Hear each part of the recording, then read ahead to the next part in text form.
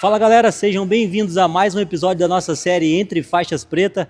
Eu sou o Johnny da BJJ 24 Horas e hoje o convidado aqui é mais que especial. Estou com o mestre Gurgel aqui, faixa coral, tem muita história para compartilhar com vocês e hoje ele aceitou esse convite. Estou muito feliz, muito honrado de estar aqui presente do mestre para conhecer a tua história e para também compartilhar a história aqui com o pessoal do canal que acompanha a gente. E essa nossa série, eu costumo dizer que ela foi criada para a gente continuar disseminando o jiu-jitsu, né? Para que as pessoas que estão treinando, que estão nessa jornada até a conquista da faixa preta, que não se sintam desmotivados, que continue treinando, que vai conseguir e vai chegar até a tão sonhada faixa preta, a conquista da faixa preta.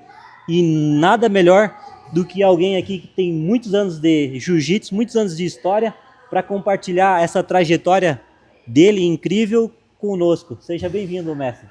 Muito obrigado, hein? Obrigado, Johnny. Johnny, que também já fez parte da nossa equipe, é uma pessoa que é um profissional extremamente competente, como ele mesmo fala e complementando o que ele disse, você começa, você tem que terminar. E o jiu-jitsu é uma coisa que você tem aprendizados infinitos.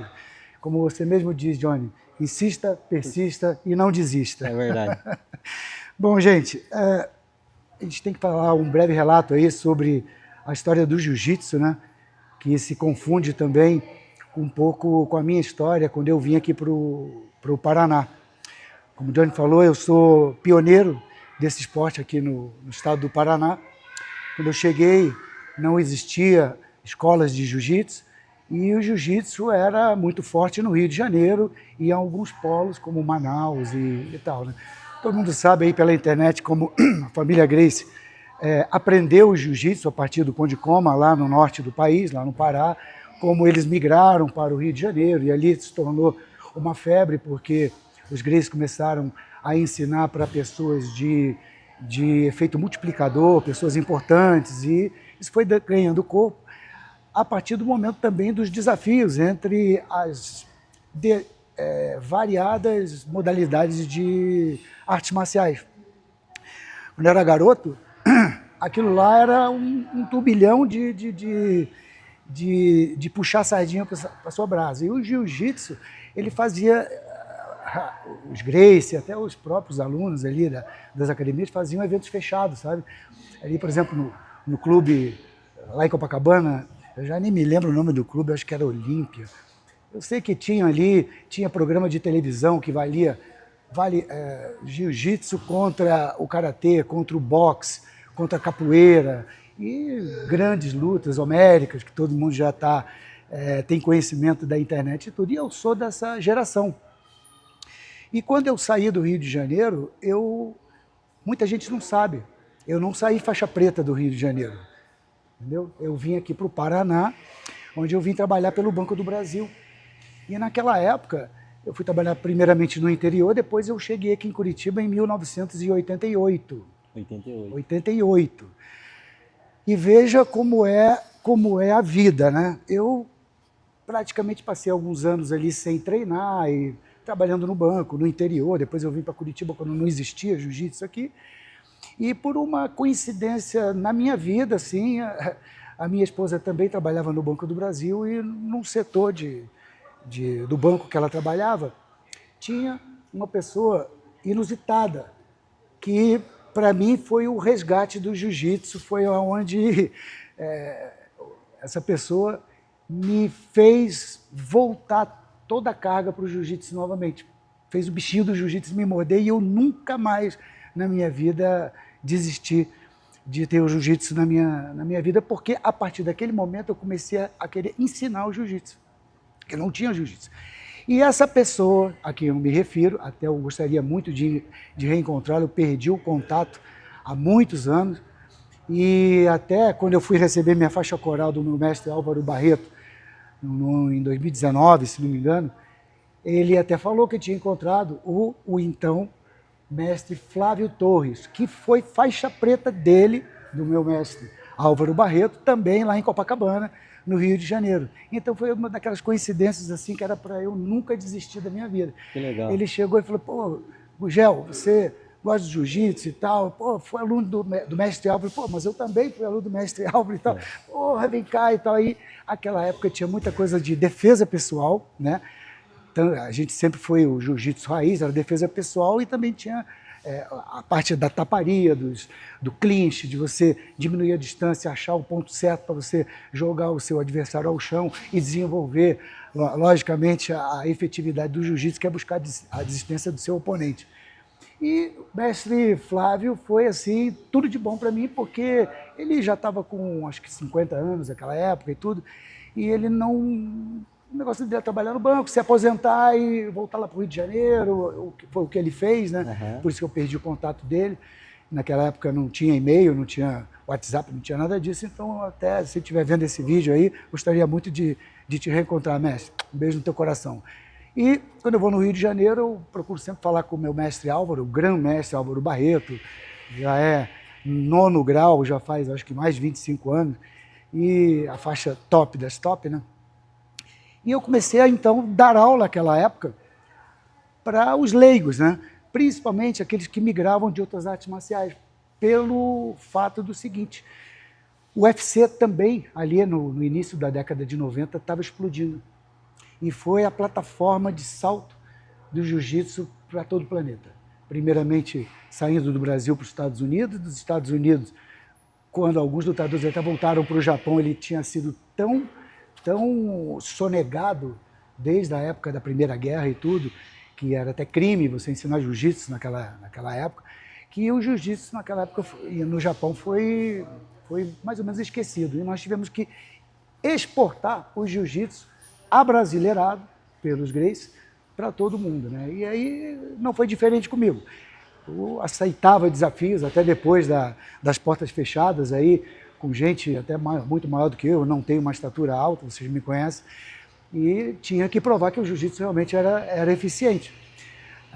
Fiz grandes amigos, o pessoal da Chutebox foram os primeiros atletas de jiu-jitsu que treinaram, o primeiro professor que treinou eles ali na lida do dia a dia ali no chão e tudo, fui eu, o mestre Rudimar, faixa branca, o mestre Rafael Cordeiro, o Anderson Silva, o Vanderlei, toda aquela galera da primeira turma lá passou por mim, como passou também por outros faixas pretas, e eles sempre foram aprimorando o jiu-jitsu para fazer parte do Muay Thai, que era muito forte naquela época.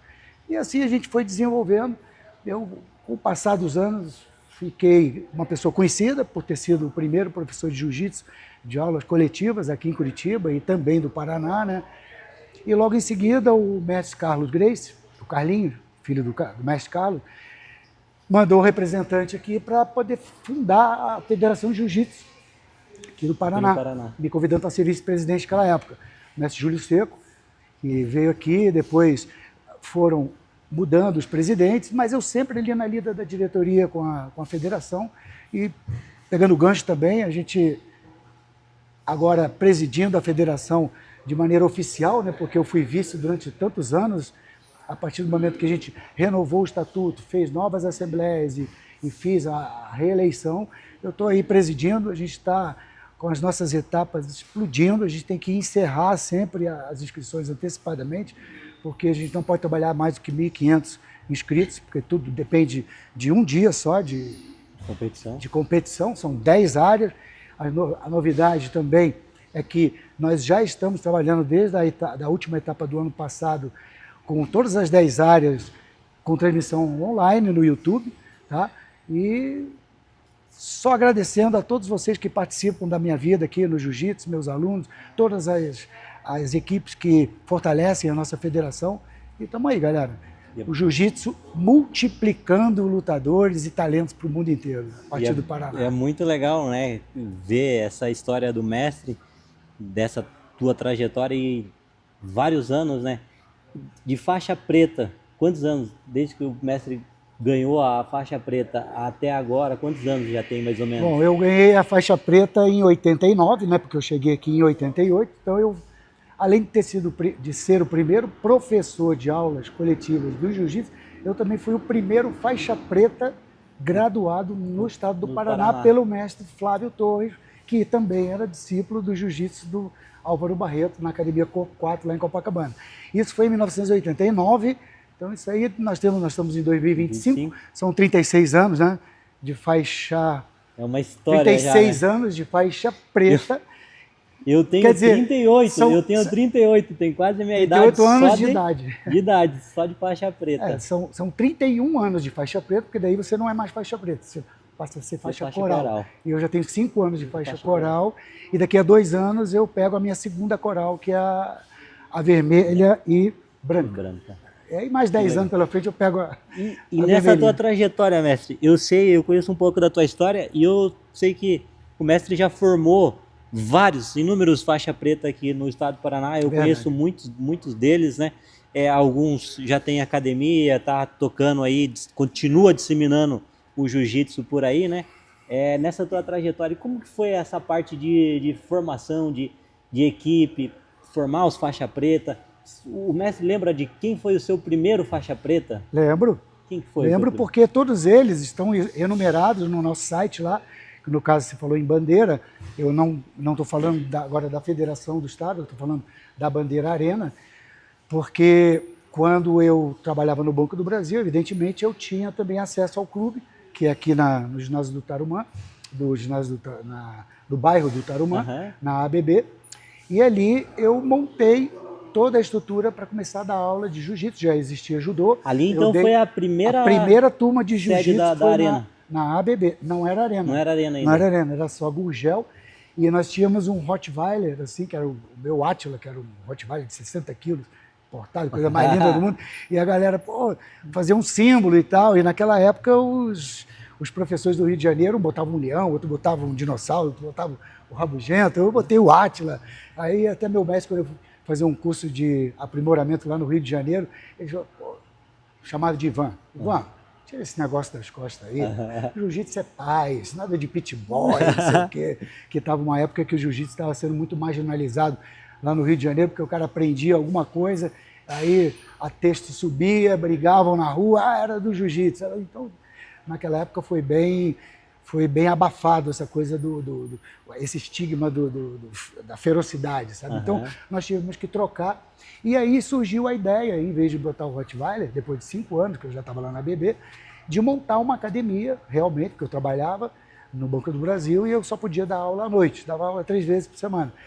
E aí, o meu primeiro faixa preta, que aí, nessa época, ele era roxo ainda, que é o Robson, ele chegou e disse, mestre, a gente precisa, você já tem aluno aberto aqui, a gente precisa de mais treino. Já tinha chegado uma academia aqui que era chamada Guardian, e essa Guardian era ali perto das Mercedes, e ela tinha turma de manhã, de tarde, de noite, como uma academia hoje em dia fazendo. E a gente perdendo espaço para esse pessoal. O William Grace veio também, montou ali em cima da Onjo a academia William Grace, que não era ainda a Grace Barra, era do William.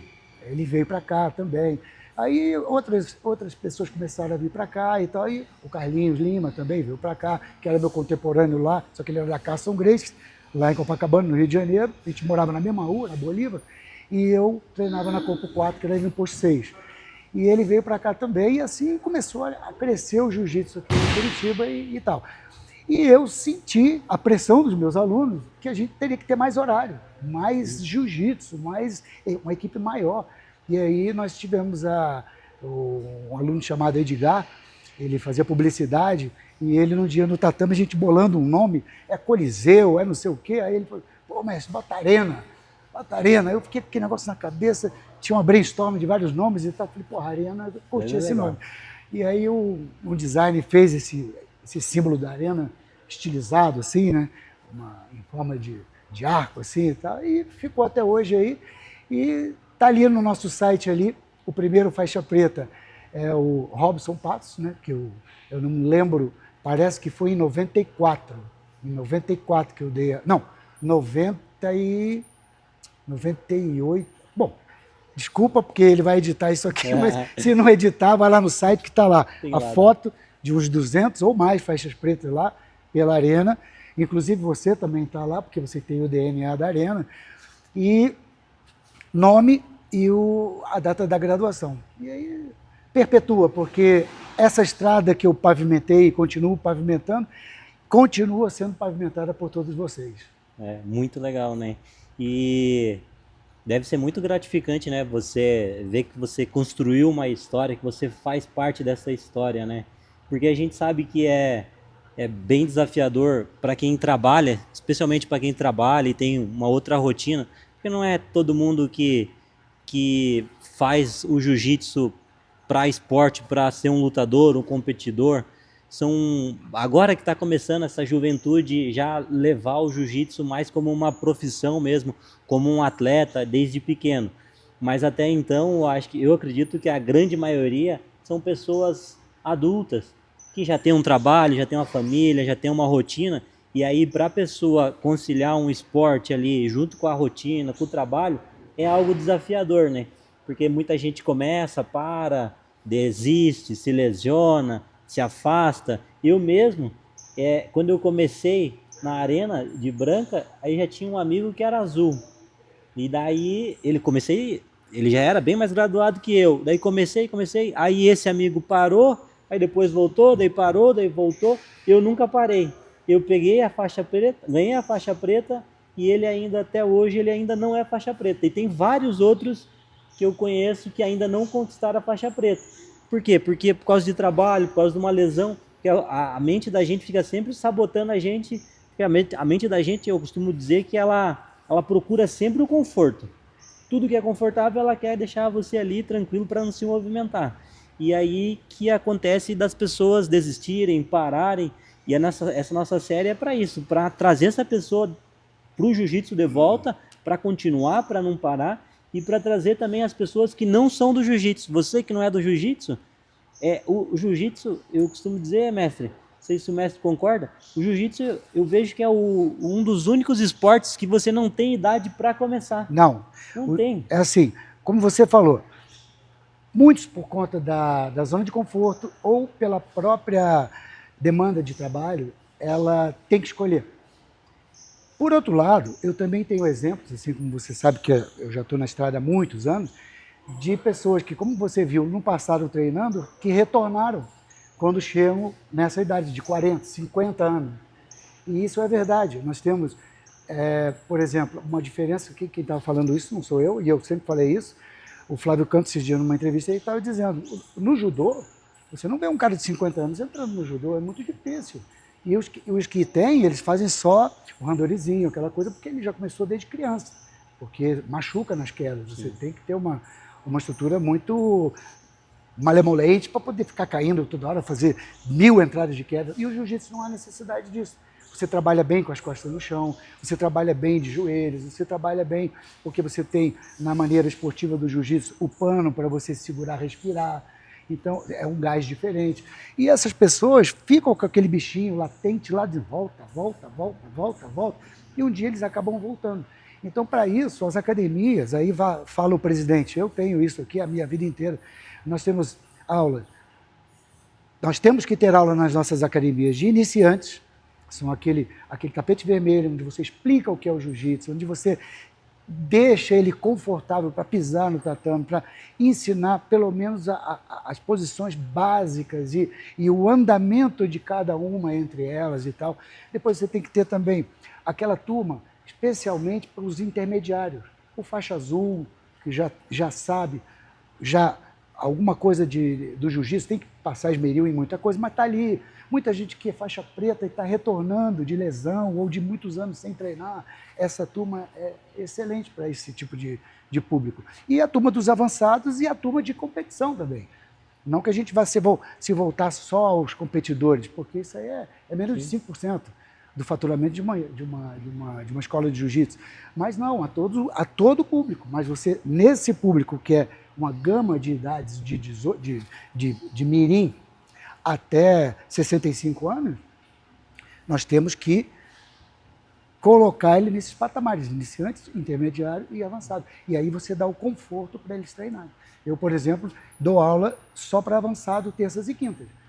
As outras aulas, por exemplo, só para faixa branca iniciante, tem os horários específicos. Eu acredito que as academias têm que ir por esse segmento, porque senão ele vai balizar o faixa preta pelo faixa branca e vice-versa. Então, um não vai ter o subsídio necessário para evoluir e nem o de baixo vai conseguir acompanhar quem já está mais avançado. E aí também acaba criando uma barreira de entrada de novos alunos, novos praticantes de jiu-jitsu, né?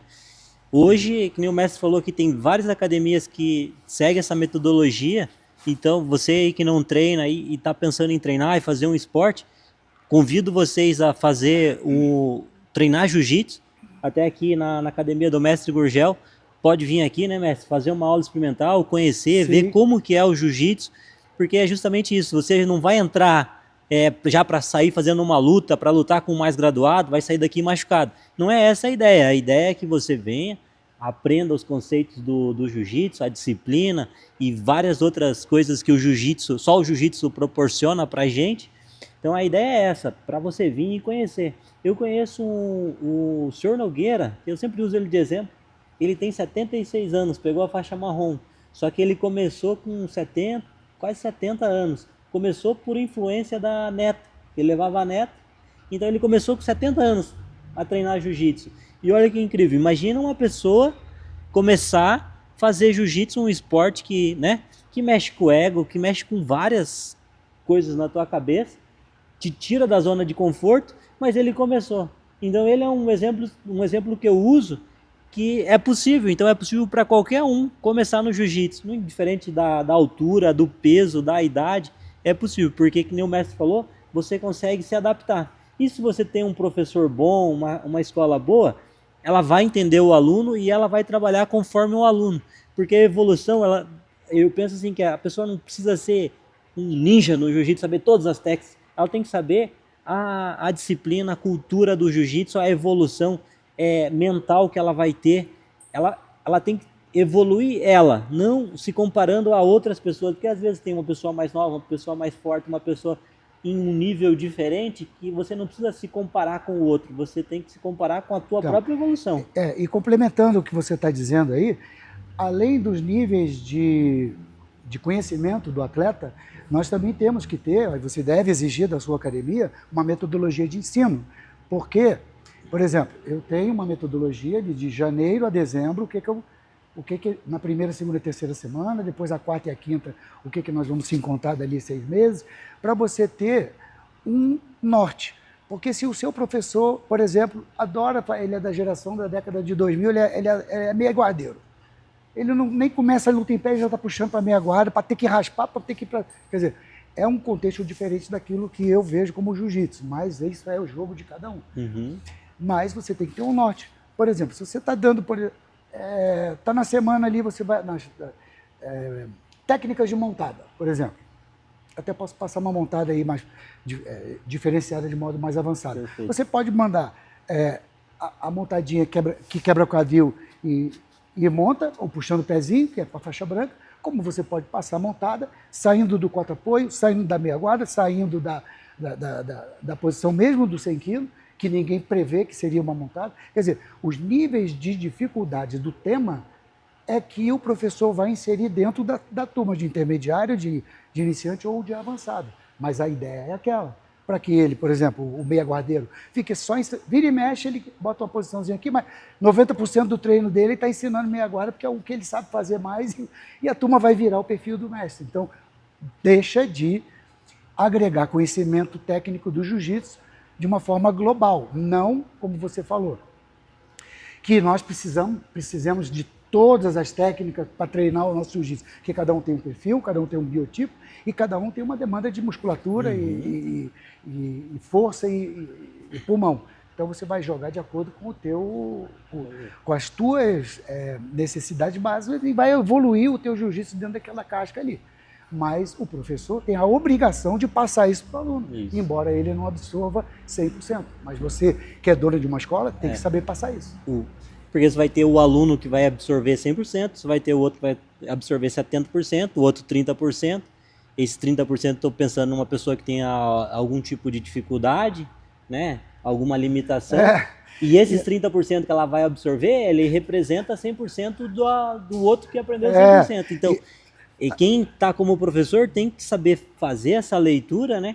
E isso que o mestre tem e aplicou aqui na tua metodologia é muito importante, tanto para os alunos quanto para o próprio professor, porque daí o professor ele tem um norte e ele tem a liberdade de trabalhar o jogo dele, mas ele sabe, ele tem uma sequência lógica que ele vai Sim. passar e ele acaba até ajudando o professor. Então, é o que eu digo. O professor ele tem que ser talentoso nas seguintes características. Primeiro, ele tem que ser uma pessoa que tenha conhecimento técnico. Ele pode nem usar tudo no jogo dele. E não vai usar, porque não vai usar mesmo. Mas ele tem que saber. Porque tem aluno que fica ávido por posição diferente. Sim. Agora, uma coisa que eu estava até me lembrando aqui, de contar esse episódio, que eu estou até rindo aqui. Você chega lá, passa uma coisa. Aí você é obrigado a também evoluir certas posições que vão se multiplicar em 2 ou 3. Aí você vai passar, mesmo para faixa preta, que eu dou aula para um monte de faixa preta. Aí você chega ali, passei a posição, pô, mestre, legal, tal. Passei a segunda, não passe mais que 2. Porque aí no outro dia eu... Galera, seguinte, quem estava na aula aqui de terça-feira? Vamos passar aquela posição da primeira, tal, aquela lá? Aí todo mundo fica assim, um olhando para a cara do outro. Quem vai? O cara só viu, fez o miguezinho ali para lá e para cá, e ó, eles querem saber de rola. Então, quer dizer, a minha parte eu faço. Eu falei, olha, se ninguém se lembra, sabe o que eu vou fazer? Eu vou botar uma televisão aqui, vou para minha casa, não vou botar nem o kimono, vou passar online. Então, aí vocês quiserem... Eu fico sacaneando. Mas é o tal do negócio. Você é obrigado, como professor, a passar coisas diferentes e a corrigir. Então, se o aluno está satisfeito com o jogo dele e não quer mais evoluir, ele é um cliente. Né? Se ele saiu da sua academia, ele teve problema geográfico, problema de interrelacionamento com alguém, ou então a sua técnica é muito ruim. Basicamente, eu defino dessa forma. O teu cliente te abandonou por causa de uma dessas 3 coisas aí. E isso não pode fugir do teu controle, né? Essa parte técnica tem que ser a base do professor para ensinar, né? E tem que ficar em cima, tem que cobrar, né? Porque eu vejo assim que a pessoa quando chega numa faixa preta, ela tem que ter esses conhecimentos, ela tem que ter o leque, ela tem que saber explicar uma posição, porque eu já vi faixa preta que o cara é muito bom lutando, mas se você tá numa turma lá com 15, 20, você fala, ô amigo, passa uma posição de meia guarda aqui, o cara trava.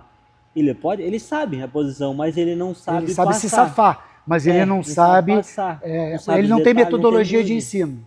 Então eu acho que é muito importante já ir trabalhando isso nos alunos, para que quando o aluno chegar lá na faixa preta, ele sabe explicar uma posição, ele tem uma metodologia, por mais que ele não queira virar um professor. Se ele tiver com intenção de ser professor, né? Aí ele tem que saber. Tem que saber, mas mesmo que ele não vire um professor, eu acho que faz parte do faixa preta ele ter ali um leque de posições, de explicações ali, saber conduzir, mesmo explicar. Porque ele vai ser questionado. Vai chegar um outro branco, ou então um marrom, ou qualquer... Olha, tive uma dúvida, essa posição aqui, o cara...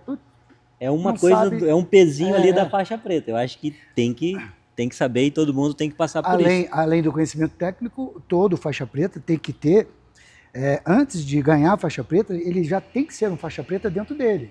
E ele é o exemplo, ele é o espelho de todos aqueles alunos que ele vai conviver no dia a dia, porque o professor, ele é o símbolo, ele é o norte do aluno. Então, se você for um cara que não agrega, que vai ver posição na hora na internet ali, sabe, não montou um plano de aula, o cara, sabe, não tem uma conduta ética condizente com o status de um professor.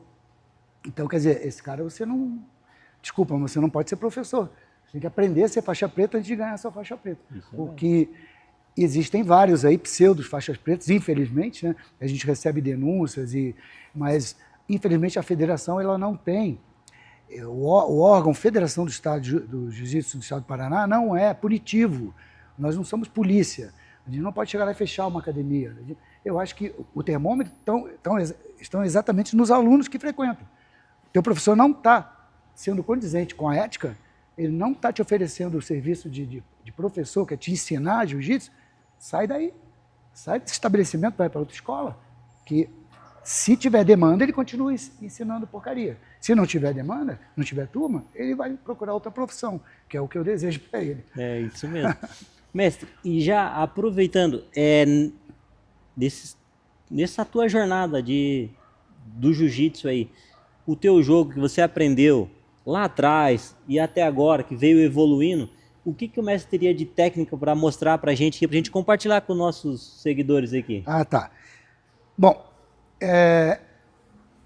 muita gente, depois dos anos que começaram os campeonatos de jiu-jitsu, da maneira esportiva, porque na minha época mesmo, não existia campeonato, era muito difícil, era um campeonato 2, 3 por ano, assim, era muito, assim, não existia como o Carlinhos Gracie faz, por exemplo, com a IBJJ, com a CBJJ, e outras, como a nossa federação faz e tal.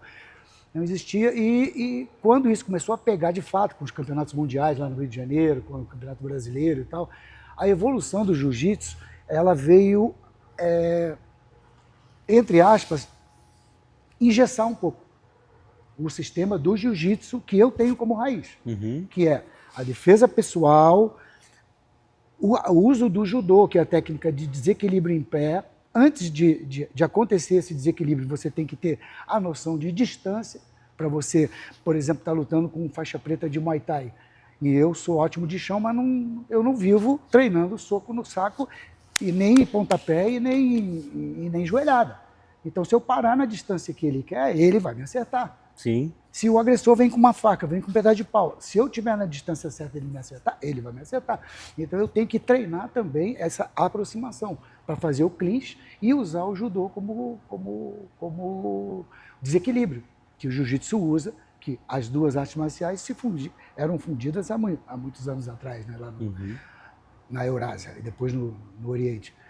E o que acontece? Você tem que também ter a técnica de solo. E essa técnica de solo, que difere o jiu-jitsu de todas as artes marciais, é, na minha concepção, um pouco desvirtuada por causa das regras de pontuação e o tempo que você tem para sobrepujar o teu adversário. Então, muito da finalização, que para mim é o objetivo maior, que é buscar a desistência do meu oponente a partir de um golpe que ele não tenha mais saída, isso se perdeu um pouco. Então, eu costumo dar, claro que eu tenho que dar as raspagens, tenho que dar as inversões, tenho que dar as posições todas para você galgar essa finalização, mas eu dou muita finalização, porque eu acho que ali é que é o jiu-jitsu de fato, onde eu vou como uma jiboia, como uma cobra, eu vou jogando o meu jogo, tentando anular o jogo do meu adversário, até chegar numa posição em que eu ache a maneira certa ou de estrangular ou de dar uma torção em qualquer articulação e faça com que ele desista. Então, se você quiser que eu diga qual é o meu jiu-jitsu, o meu jiu-jitsu é de passador e de guardeiro. Eu tenho que trabalhar nas duas formas muito bem. Eu não começo puxando para a minha guarda. Para mim, isso não existe nexo. O jiu-jitsu ele é progressivo. Você pode até cair por baixo, porque você pode ter sofrido um desequilíbrio, o cara pode ter sido mais hábil e você trabalhou por baixo. Então você vai ter que trabalhar o teu jiu-jitsu de baixo para cima. Como eu também vou ter o objetivo de sair por cima, porque o meu objetivo não é cair por baixo. O meu objetivo é começar amassando. Sim. Essa é a minha vontade. Eu cair na guarda do cara, eu vou passar essa guarda. Entendeu? Eu vou aplicar meu jogo por cima. Então jogo por baixo, jogo por cima. Aprendi muito judô também, porque eu ia nas academias de judô. E quando eu cheguei aqui em Curitiba, que não tinha faixa preta, não existia ninguém, nem faixa azul, nem faixa branca de jiu-jitsu, eu ia nas academias, ia no Thalia, ia no Clube Curitibano, eu chamava faixa preta para treinar comigo lá no tatame, aí os caras me derrubavam, dava aqueles ipãozão, ganhei nada, continua, aqui 10 minutos. Não acabou não. Eu achava legal, que aí eu corria para as costas, eles começaram a treinar também comigo, era outro jogo e tudo mais, né? Mas muito bacana. Então meu objetivo é esse, é começar a luta, tentar ficar por cima, cair por baixo, raspar, ou finalizar por baixo mesmo, na guarda fechada. Não tem por que eu, na guarda fechada, abrir só se eu for atacar. Sim. Não tem por que eu ficar trabalhando com guarda aberta, esperando o cara para enfiar uma meia guarda. Não. Perfeito. Entendeu? O mestre pode mostrar pra gente, então? Então, pessoal, já que eu falei que o meu jiu-jitsu ele pode ser trabalhado tanto de baixo como por cima, então eu vou começar mostrando para vocês uma forma de montada que eu, em todo seminário que eu vou, qualquer lugar do mundo, e até aqui no Brasil, e até para meus alunos, eu vira e mexe, eu estou multiplicando, porque eu acho que é um tipo de montada em que você surpreende o seu adversário e é muito fácil, e ela é a surpresinha. Então, o que quer dizer? Eu cheguei do lado, não interessa como, eu derrubei, eu passei a guarda e cheguei aqui na posição de 100 quilos aqui, ó. Do Johnny está aqui, ó. Então, o que acontece? Você está aqui. Normalmente, quando você chega do lado aqui, quebra o quadril, o oponente ele já fica ressabiado e já quer levantar essa perninha daqui, ou ele cruza a perna, ou ele bota o pezinho aqui, aqui, ou ele fica aqui assim, ó. Eu quero fazer aqui, ele fica levantando, tá certo ele aqui. Mas o que eu desenvolvi aqui, ó? Eu chamo a montada da jiboia, ou lá no exterior, eu vou passar, essa montada é Anaconda Mount. Então, o que acontece? Ele levantou essa perninha aqui, ó, eu entro com essa minha mão aqui e vou na lapela dele, o mais alto que eu conseguir. Eu venho aqui, ó, e travo aqui, ó. O que vai acontecer aqui? Ele não está esperando uma montada. É ou não é? E isso aqui me abre o caminho pelo meio. Então, o que eu faço aqui, ó? Eu travei ele aqui, ele vai ficar desesperado para tirar essa perna daqui e ele não vai conseguir, porque eu estou travando ele aqui, com minha pegada aqui atrás da nuca dele, e aqui essa lapela tá fixa. Eu entro aqui, ó, eu não preciso montá-la do outro lado. Primeiro eu entro só com o meu pezinho aqui, ó, pô. Agora o que acontece aqui, ó? Eu vou jogar ele de lado e subir com esse meu joelho que está junto do meu quadril aqui no chão. Então eu jogo a sola do meu pé no chão, aqui, ó, fiquei de lado, ó, subiu o meu joelho. E olha aqui, ó, ele continua preso. O que acontece aqui? Ele tá doido para se liberar aqui e me dar um upa aqui para me tirar daqui. Só que eu já tô com o bracinho dele aqui atrás, né? Já subi o meu joelho praticamente atrás da omoplata dele aqui. E quando eu liberar aqui essa lapela, ele vai automaticamente querer explodir para baixo. E eu aproveito para empurrar, ó. E aí eu entro puxando o cotovelo dele para cima aqui, ó. E aqui eu consegui a minha montada sem ele perceber do início que era essa a minha intenção. Então, vou fazer ela rapidamente aqui. Eu tô aqui do lado, ó, cheguei no 100 quilos, quebrei o quadril. Aí ele fica aqui, ó, com essa perninha levantando. Ó, entrei, fui lá em cima. Catei ele aqui, ó. Joguei meu pezinho aqui, ó, joguei de lado, subi. Subi, larguei a lapela, empurrei e trouxe o braço dele, ó. E aqui eu vou trabalhar o meu ataque e minhas finalizações de montada. Fica bem justo ali. E o legal é que quem tá por baixo ali não entende que você vai para montada no primeiro momento. Não entende, porque quando a gente entra por aqui e trava, ele fica preso aqui e a primeira explosão que ele tenta é empurrar a perna para tentar recuperar o quadril e repor a guarda. E na hora que o mestre quebrou meu quadril aqui, matou meu jogo. Isso. Aqui eu já tava... Aí o que acontece? Eu empurro o seu joelho, né, para liberar a minha montada e esgrimo o seu braço do outro lado lá para poder jogar o meu quadril todo de cima. Vamos fazer uma assim, ó, desse lado? Quer fazer ele? Eu daqui para cá? Que daí a gente tem ela no outro ângulo ali. Então, vamos lá. Entrei aqui. Primeira coisa, ele levantou isso aqui, eu não vou nem piscar. Levantou, eu já venho aqui, ó. Aí aqui eu venho aqui, ó. Pum. Aqui em cima. Já tô de lado, essa perna entra aqui, ó. E agora eu vou botar você de lado aqui, ó. Isso aqui, ó. Agora o meu braço tá bem preso aqui, ó. Aqui eu posso ir para finalização direto, como eu também posso evoluir para montada, que eu libero aqui, ó. E aqui eu empurro o joelho e vou esgrimar o braço aqui. Aí você vai ficar aqui. Vou fazer de novo. 2, 3. Fica bem justo ali. Muito boa essa. Essa, então, é a montada da jiboia. Espero que todos vocês tenham visto como uma excelente maneira de começar a trabalhar a sua finalização na montada, porque tem muito faixa preta que não quer nem saber de montar.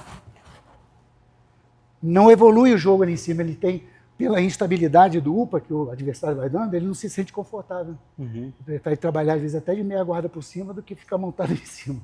Mas é isso aí. São as duas posições que tem maior domínio no jiu-jitsu, né? A montada e a pegada das costas. A montada, para mim, é a top position. Montada e a pegada pelas costas é o que dá mais efeito destrutivo no adversário. Legal. E agora tem uma finalização, alguma coisa, alguma outra técnica que o mestre quer mostrar? Eu vou separar hoje. Na montada a gente tem diversas formas de trabalhar estrangulamento, não só com as mãos, como também com as lapelas. Mas eu vou entrar naquele ramo da guarda fechada. Por exemplo, eu vou mostrar duas raspagens da guarda fechada. Uma é uma similaridade da outra, e que a pessoa às vezes fica ali com a guarda fechada e você realmente tem que abrir a guarda para atacar. Quando não é só estrangulamento dentro da guarda, você tem que liberar para poder mexer quadril, para poder entrar de gancho, evoluir as suas raspagens e a tua maneira de atacar. E o que acontece? Essa guarda fechada, essa raspagem, ela funciona da seguinte forma. Eu estou aqui, eu sou adepto a trabalhar sempre a guarda fechada a exaustão. Eu vou tentar quebrar sua postura. Chega uma hora, vamos dizer que eu estou trabalhando o meu jiu-jitsu com o tempo. Então eu tenho que evoluir. Sim. Então o que é que eu vou fazer? Eu vou ter que abrir. Só que aqui é o seguinte, veja, essas duas raspagens, essas duas finalizações a partir dessa mesma raspagem, ela vai vir da seguinte forma. Armlock saindo com a pegada paralela, tá? E omoplata saindo com a pegada cruzada. Então, aqui, eu quebro a postura sempre trabalhando também com a força das minhas pernas aqui. Então eu vou lá, vou começar pelo armlock. Fiz a pegada aqui, ó, mais ou menos nessa altura aqui, ó, pouco abaixo do cotovelo, não precisa ser aqui na gola, pega ela aqui, ó, tá? E aqui eu quebrei a postura. Quando eu quebro a postura, eu trago ele e ele para de sentar em cima dos dois calcanhares dele lá, ó. Quando eu abro, ó, eu vou um pé no chão, no tatame, e o outro eu vou lá atrás, ó, atrás da canela dele. Eu entrei com um ganchinho ali, certo? Agora, o que acontece? Eu preciso pegar naquela calça ali, mas como é que eu vou? Eu giro o meu quadril e chuto a minha perna para lá, ó. Agora aqui eu pego. Viu como é que é? Aqui eu não canso, ó. E aqui fica ruim. Agora, se eu fizer isso, ó, já fui. Agora, olha aqui onde é que eu estou pegando aqui, ó. Quando eu liberar esse gancho, eu vou bater aqui com essa perna e essa outra daqui, ela vai sair e vai passar por cima, ó. E eu, da guarda fechada, eu saí por um armlock sem você perceber que estava sendo raspado. Muito bom. Então eu estou aqui, eu quero armlock, ok, é pegada paralela, ó. Pegada paralela, quebra postura, você para de sentar no seu calcanhar lá, abrir, um pé vai no chão e a outra vai de gancho lá dentro. Eu giro minha cabeça e pego. Agora aqui, ó.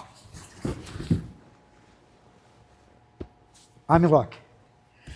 E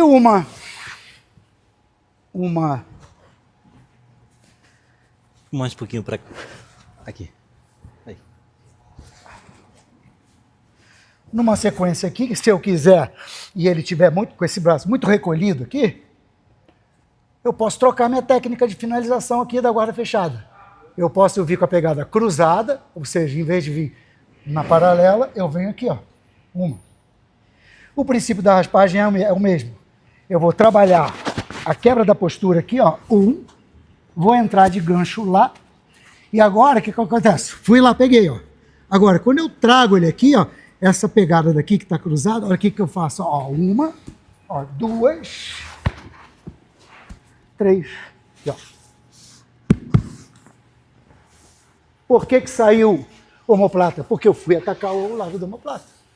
Fez Mas- a pegada cruzada e atacou o omoplata. Uma, aqui e aqui. Quebrei aqui, ó. Abri uma do eixo. Ó, peguei. Quando eu pego aqui, aí sim, ó. E já seguro aqui para não deixar você emborcar. Emborquei, vim aqui. Muito boa essa. Segunda raspagem com finalização. A terceira, então, é o bônus. Vamos lá. Dá guarda? Sai em pé. Agora nós vamos sair aqui, ó. Tá certo. Geralmente vocês estão defendendo a guarda alta aqui na aranha, ou estão fazendo laçada, ou lá de gancho, ou de la riva. Então, vocês têm que trabalhar o seguinte, tudo bem, estão cheio de estratégia, mas Um pouquinho mais pra cá só. Aí, só pra garantir. Mas o objetivo que eu quero aqui nessa raspagem aqui é o seguinte. Eu estou com uma aranha aqui, ó, certo? E eu não estou aqui, ó, e nem aqui. Eu estou trabalhando aqui, ó, de lado aqui, ó. Eu entro aqui, ó. Estou aqui, mudei a minha tática. Eu não vou nessa perna aqui, eu não vou raspar aqui, nada disso. Eu vou daqui, ó, eu entro aqui e aqui, ó. Então veja aqui, eu continuo com aranha, eu continuo com essa minha mão pegada de macaco aqui atrás do calcanhar, tá? E aqui eu tô aqui. De repente, o que eu vou fazer aqui? Ele vai dar esse passinho, ele tá tentando sair daqui, ele não tá enxergando, ele vai querer tirar essa de la riva daqui, ó. Quando ele fez isso aqui, ó, eu venho aqui, e esse aqui eu venho aqui, ó. E entro na chave de pé aqui, ó. Entendi. Deixa eu voltar lá. Fazer devagarinho. Aqui. Tá? Aí eu venho aqui e entro aqui, ó. É porque até mesmo essa outra perna ali, Aham. antes de buscar, o cara não vai deixar aqui, ele vai abrir. Vai abrir. Aí eu tô você aqui, ó. ataca a outra. Aí o que acontece aqui, ó? Essa aqui eu continuo esticando, mas aí quando ele tentar tirar aqui assim, ó, aí eu faço isso aqui, e essa aqui eu venho aqui, ó. Junto os dois cotovelos, e aqui eu pego o chave de pé. Muito boa. Vamos fazer ela virada pro outro lado. Vamos. O mestre fica aqui agora, pra ver o ataque da perna Aham. aqui. Então tá lá, aqui acho que vai dar. Tá. Eu tô aqui, em vez de atacar essa perna aqui ou o gancho aqui, eu venho ao contrário. Eu já tô aqui, ó, me posicionando desse lado. Aí eu entro de la riva invertida aqui, ó. E mão de macaco aqui, ó. Ó. Aqui. Mantenho a pegada da aranha lá em cima. De repente eu vou fazer isso aqui, ó. Uma, ó. Duas, ó.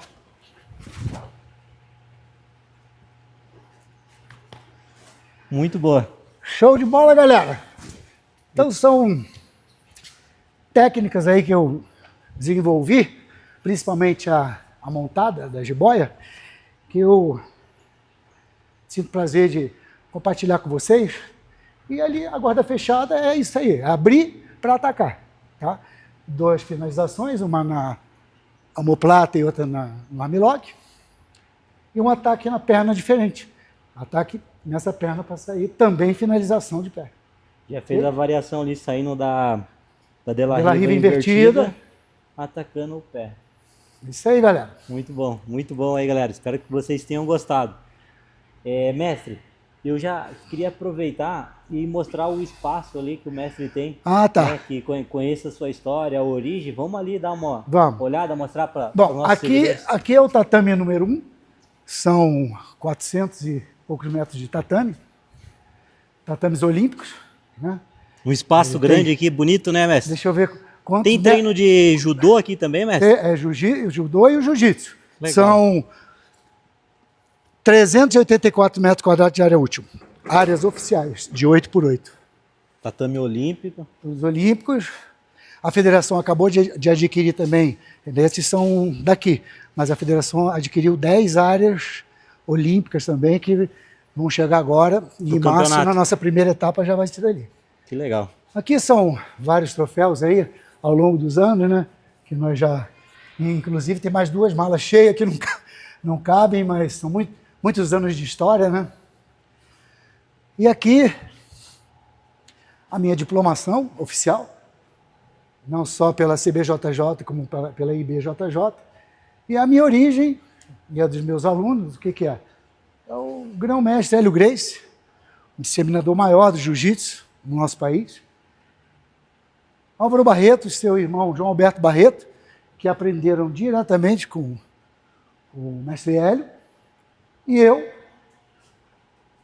da escola do Álvaro Barreto, também graduado pelo Flávio, faixa preta do mestre Álvaro, em 1989. Está aqui minha história, mestre Ivan Rigugel, Álvaro Barreto, meu mestre Hélio Gracie. Aqui tem as minhas faixas, o que sobrou daquela que tinha, acho que, 0 graus ainda, daí 1 e 2 eu não sei, a terceira, quarta, sexto grau, e daqui a pouco eu vou pegar a coral branca e vermelha. Aqui são as regras que a gente tem, isso aqui, né? Como que o aluno deve chegar, como que ele deve ser recebido, como o professor deve se comportar, qual é o tempo de aula, qual é a metodologia que você pega em cada aula, a primeira parte da aula, a segunda parte da aula, o que deve ser feito, a parte de aquecimento, a parte da aplicação da técnica, a parte do desenrolar do seu aprendizado, as semanas que se sucedem, o que você deve fazer na primeira semana, não deixando nunca de introduzir na metodologia a defesa pessoal, que é uma metodologia, aliás, é uma perna do jiu-jitsu muito preterida, porque exatamente as pessoas querem evoluir mais no rola, e os faixas pretas que vão se formando não têm a mínima noção de defesa pessoal, enquanto isso é parte intrínseca, não só da história do jiu-jitsu, como do próprio jiu-jitsu, né? E aqui a gente tem de janeiro até dezembro a metodologia, que não é uma metodologia engessada, mas ela te dá aqui, da semana número 1 até a semana número 3, em janeiro, por exemplo, passagem de guarda baixa, fechada e aberta. Então isso aqui pode ser para faixa branca, como pode ser técnica evoluída para faixa preta. Então depende do professor ter conhecimento e bagagem técnica para poder disseminar esse conhecimento para todo mundo. E aqui a gente evolui o nosso jiu-jitsu. Ali são as faixas da CBJJ, está no site. E aqui é o nosso espaço onde o pessoal gosta de bater foto e tudo mais, né? A metodologia do jiu-jitsu, o professor Mestre Gurgel, e da Arena Jiu-Jitsu, que é a célula máter de várias academias que se proliferaram a partir de faixas pretas também formados aqui na nossa bandeira, e que eu quero que tenham muito sucesso, e todos eles podem ter certeza que são faixas pretas de fato. Mestre, queria deixar uma lembrancinha aí para o mestre, coisa simples, né? Mas de coração.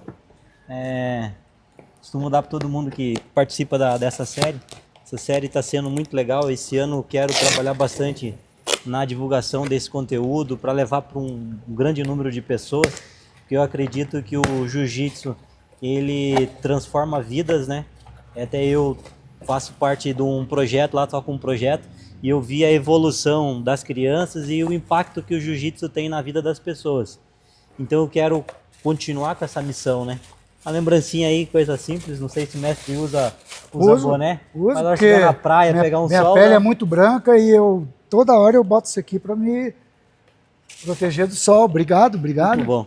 Mestre, obrigado. Johnny. Olha, é o seguinte, é um grande prazer fazer parte dessa tua empreitada de você entrevistar os faixas pretas para o pessoal filtrar, o pessoal ter essa bagagem, essa brainstorm de histórias, né, de todos esses faixas pretas, e para que nós todos sejamos exemplo para todo esse pessoal que está na dúvida de começar, está na dúvida de voltar, tem uma percepção diferente do que aquilo que o jiu-jitsu pode te oferecer. Como eu disse, o jiu-jitsu ele é democrático, aqui não tem do pedreiro ao cirurgião, de qualquer nível de dificuldade no nível de medicina. Aqui você tem, não são competidores nem adversários, aqui você tem amigos. Aqui você pode ter certeza que na tua escola você precisou de alguma coisa, alguém faz aquilo ou conhece alguém que faz aquilo. Então isso aqui é uma sociedade que sempre quer o bem uns dos outros. Isso aqui é um formigueiro de boas intenções. Galera, não desistam, persistam.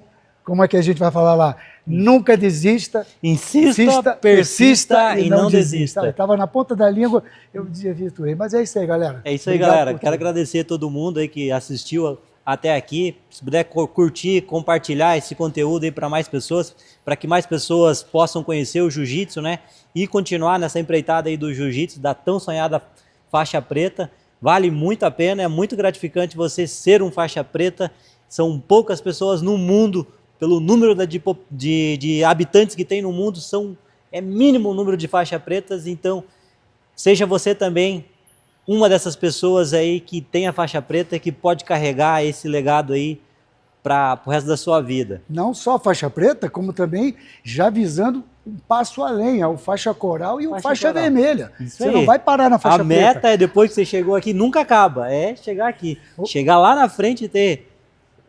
Eu sempre falo, Johnny, o faixa preta é o cara que vai começar o seu aprendizado. Ele botou o pé na faixa preta, ele vai ter que evoluir física e mentalmente e tecnicamente. E outra, ele vai ter que começar a montar a sua estratégia didática para poder proliferar isso nos seus próximos alunos ou até nos seus próprios companheiros de treino. Então, faixas pretas, vocês são os faixas brancas dos faixas vermelhas. É verdade, é só o início. Depois que você ganha a faixa preta, você está realmente no começo, né, mestre? É isso aí. Muito obrigado. Até a próxima. Boa, mestre. Obrigado. Obrigado, querido.